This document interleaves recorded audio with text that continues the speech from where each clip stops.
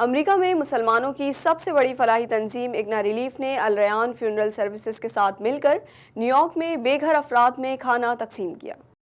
امریکہ میں ان دنوں شدید سردی پڑ رہی ہے، جس کی وجہ سے بے گھر افراد کو شدید مشکلات اور خوراک کے حصول میں بھی مشکلات کا سامنا ہے۔ اسی مشکلات کو مد نظر رکھتے ہوئے اگنا ریلیف اور الریان فیونرل سروسز نے مشترکہ طور پر بے گھر اور بے سہارا افراد میں نیو یارک کے علاقے مینہٹن میں مفت کھانے کی تقسیم کا اسٹال لگایا اور ضرورت مندوں میں تازہ اور گرم کھانے کے ساتھ پھل بھی تقسیم کیے۔ کچھ افراد نے کھانا وہیں اسٹال پر کھانا شروع بھی کر دیا۔